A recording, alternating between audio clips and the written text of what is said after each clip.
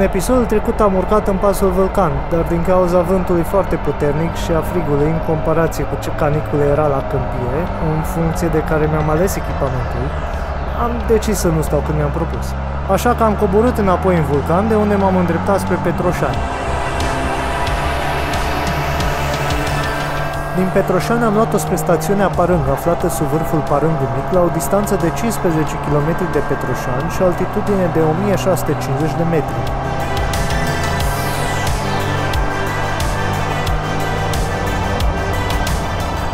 Avionul din sensul giratoriu este un Antonov An-2 de producție rusească, iar înainte de amplasarea lui în mijlocul giratoriului, în anul 2007, a fost folosit în agricultură.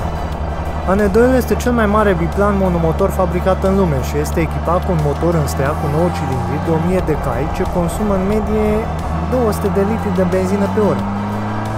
Primul zbor al acestui tip de avion a fost în august 1947, deci în 2022 și-a sărbat 75 de ani.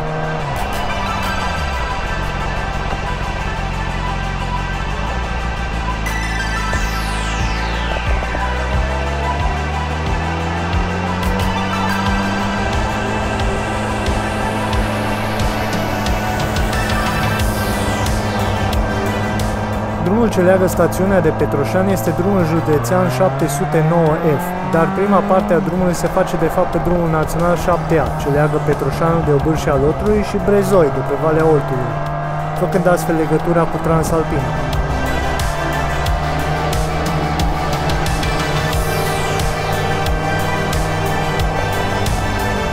Această porțiune este asfaltată, dar din cauza canalelor și a șanțurilor astupate în grabă este o adevărată cursă cu jaloane.